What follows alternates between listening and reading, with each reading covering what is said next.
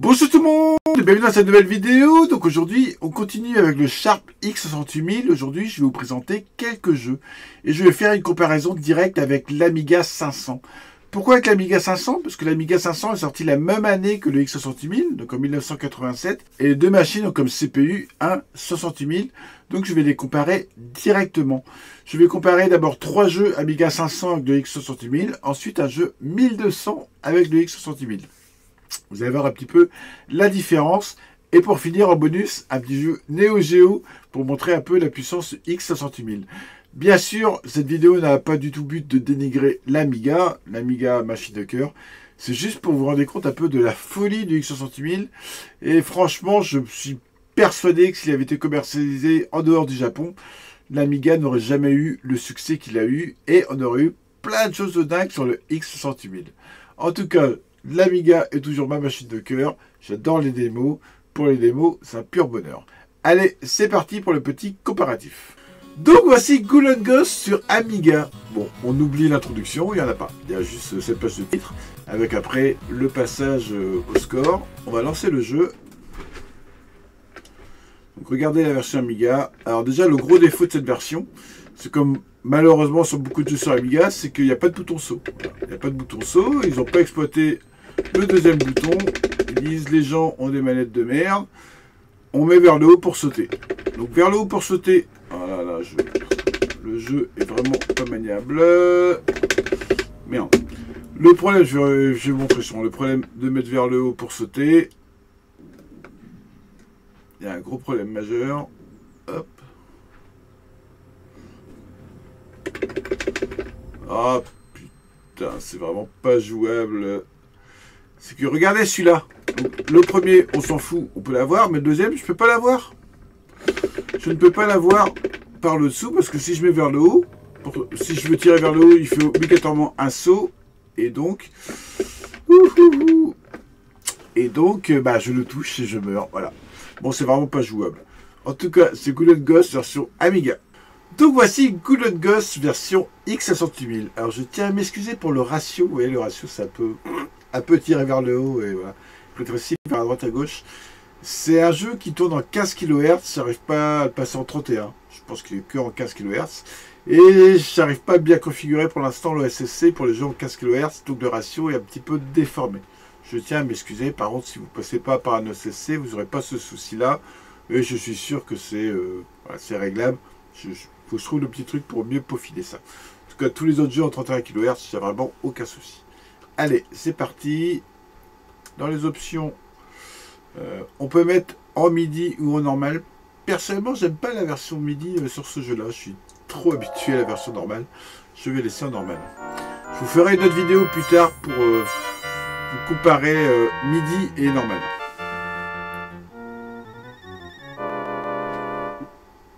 Le son, non, c'est bon. Donc là, c'est le son normal. Hop. Il y a bien un bouton pour sauter.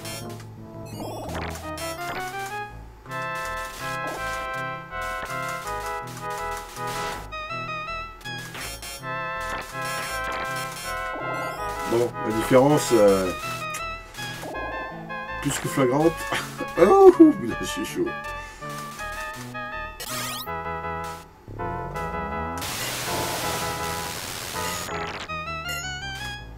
Ah, je pense chaud.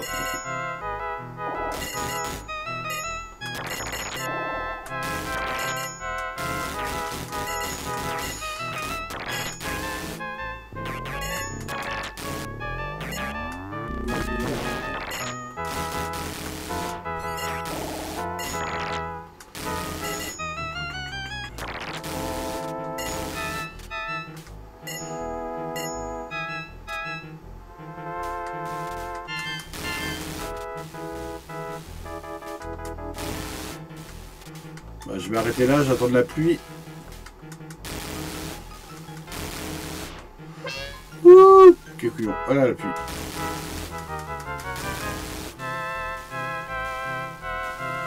Donc voilà, très très belle version, version arcade. Quoi. Voilà, arcade parfait.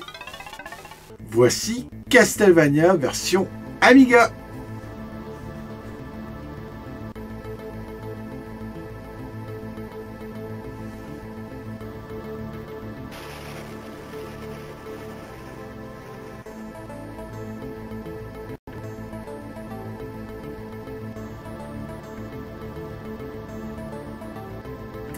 n'y a que ça en intro. On va lancer le jeu. On va démarrer une nouvelle partie.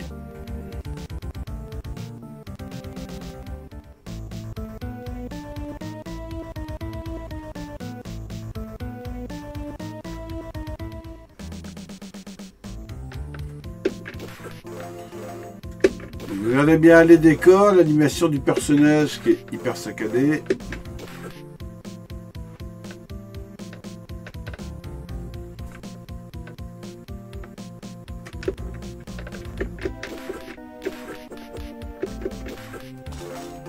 Pour sauter, il faut mettre vers le haut.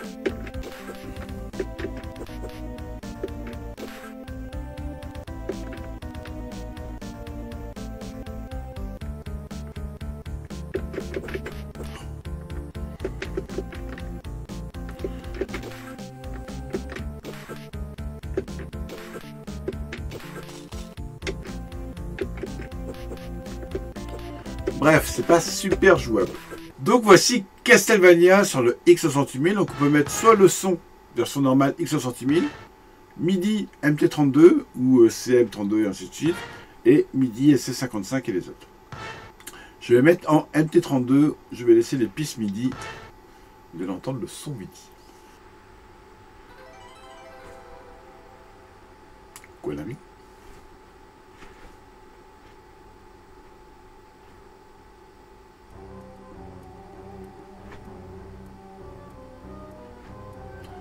Intro déjà beaucoup plus sympa que la version Amiga.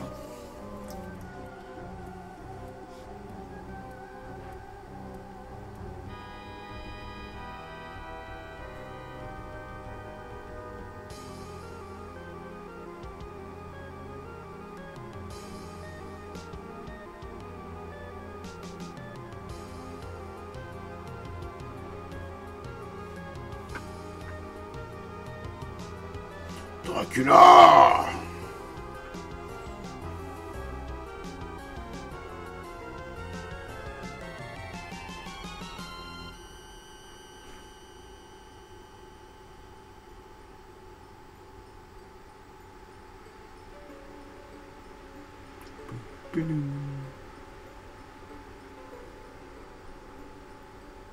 Allez, c'est parti. Hop. Je vais effacer les autres sauvegardes.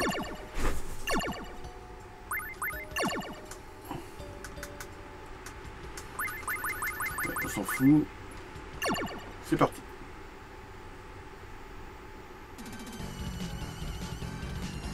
Rien que ça, c'est super beau.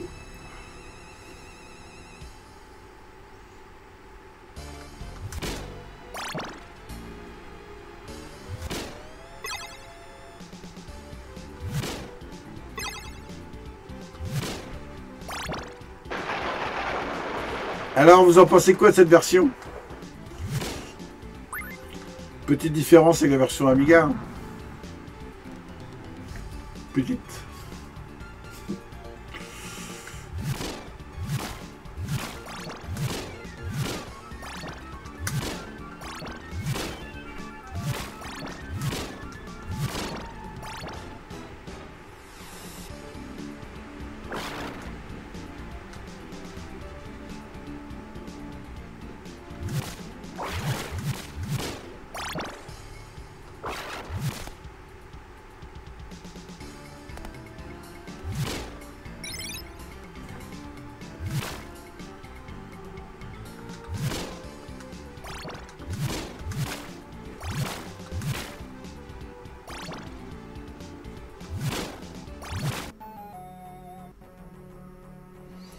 Voici Strider sur Amiga.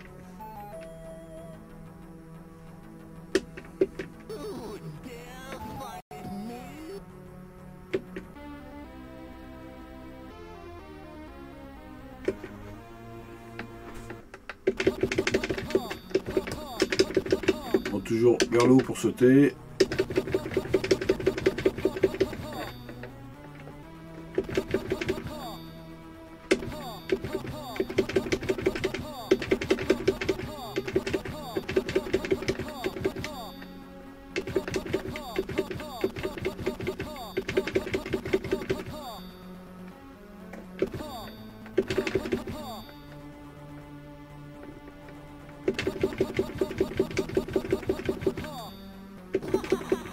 Oh, oh, oh, oh, oh, oh, oh. Donc voici Strider version X68000, donc qui tourne en 15 kHz par défaut. Excusez-moi, je vais le basculer en 31 kHz.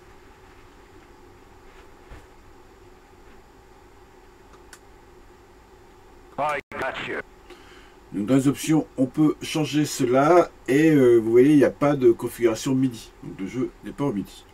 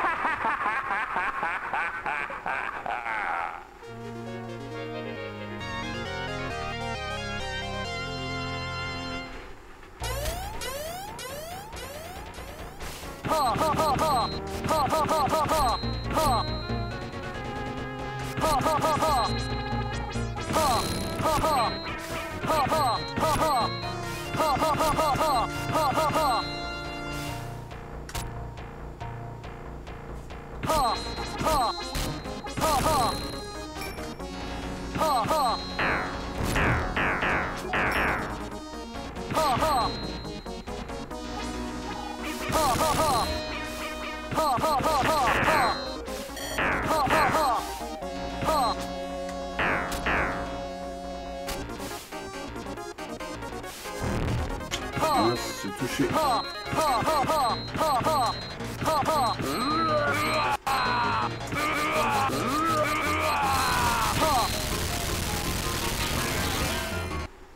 Je suis mort. En tout cas, c'est Strider version X68000.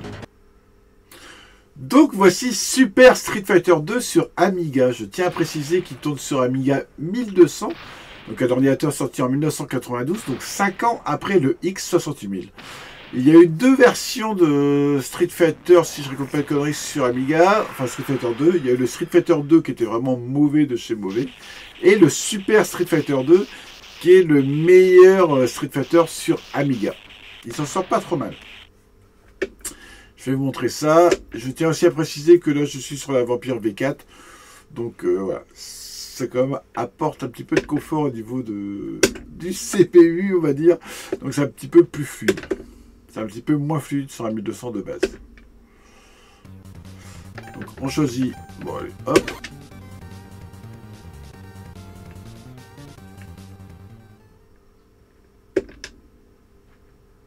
Donc, 5 ans après. Hein. Très important.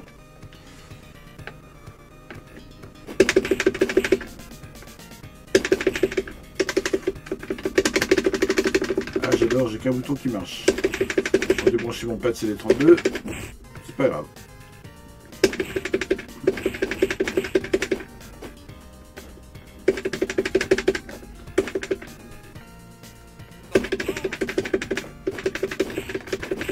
Oh!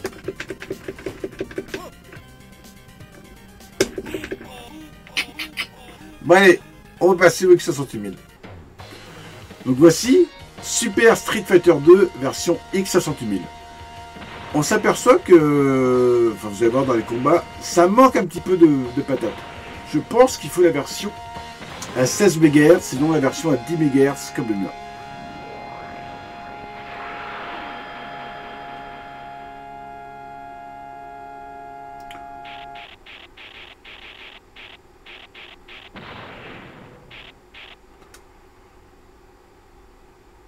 Alors, ça manque un tout petit peu de patate. Et ensuite, dans les options, donc, module interne, ou on va mettre MIDI pour voir. Je vais pas tester le MIDI dessus. Tiens.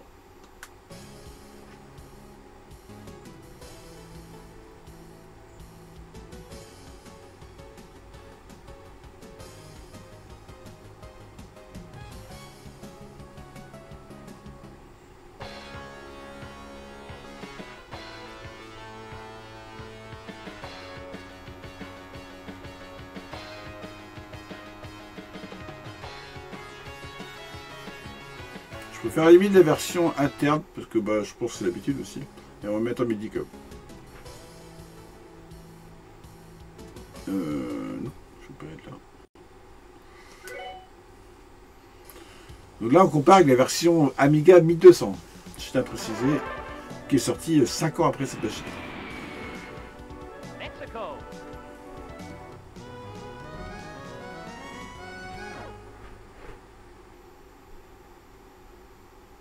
Round 1. Fight.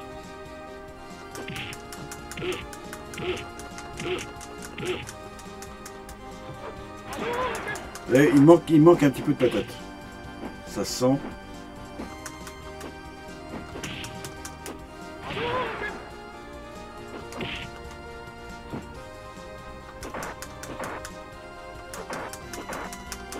Mais graphiquement, ça a quand même rien à voir, quoi.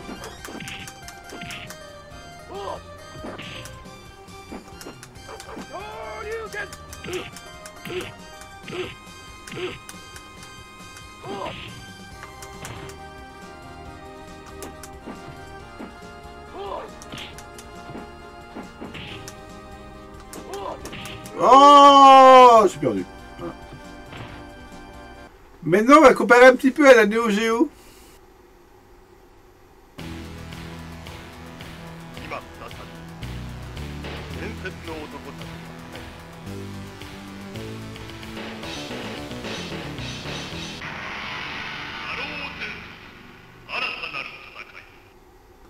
Eh oui, SNK.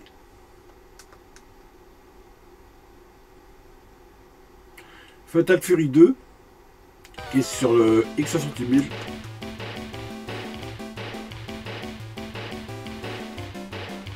Bon, il vaut pas la version Neo Geo, mais la Neo Geo est sortie 3 ans après.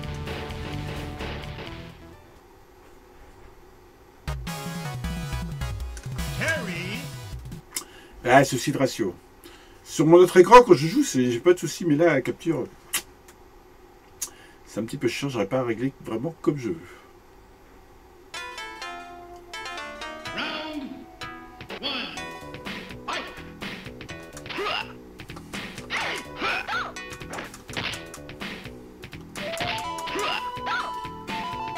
Je le trouve vraiment correct dans cette version.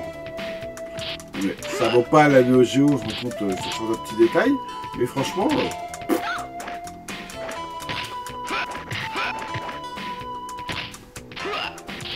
sur une machine de 1987, c'est plutôt bien foutu. Donc voilà, c'est tout pour cette vidéo. J'espère que ça vous a plu, ce comparatif. Je le redis une fois encore, le but, c'est pas du tout de dénigrer l'Amiga. Je surkiffe l'Amiga, ça vous savez. Mais vraiment, prendre deux machines sorties à la même année, donc les deux en 1987, sur la même architecture. Donc les deux, c'est basé sur le 68000 de Motorola. Et là, on se rend compte vraiment de la puissance de dingue du X68000. Voilà, il faut une claque, mais une claque monstrueuse à l'Amiga. C'est vraiment impressionnant. Ça envoie vraiment du lourd, vraiment du lourd. Vous avez vu, en plus... comparé au 1200 Super Street, ça défonce aussi. Et c'est vraiment très proche de la Neo Geo qui est sortie pareil en 90, bien après l'Amiga 500, qui est basé sur l'Amiga 1000, qui est sorti en 85. Donc voilà, vraiment histoire de vous rendre compte de la puissance du X68000. Je kiffe toujours l'Amiga, je vous rassure.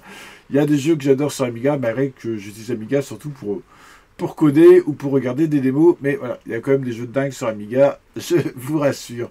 Voilà, c'est tout pour cette vidéo sur le X68000. Je vais vous faire d'autres vidéos, hein, j'ai d'autres trucs à vous présenter, ça, il n'y a pas de souci. J'ai peut-être vous montrer quelques jeux exclusifs aussi au X68000, puisque là, c'était des jeux portés un peu partout. Donc peut-être vous montrer quelques jeux exclusifs, je vais déjà prendre le temps de fouiller un peu dans la masse de jeux. La souris arrive la semaine prochaine, je vais pouvoir vous la présenter. J'ai acheté un original, je vais pouvoir vous le présenter aussi. Donc voilà, d'autres vidéos sur le X68000 et puis après des petits tutos une fois que j'aurai un petit peu plus maîtrisé la machine. En tout cas, c'est tout pour cette vidéo. Merci d'avoir regardé jusqu'au bout. N'hésitez pas à vous abonner. Allez, bye bye tout le monde!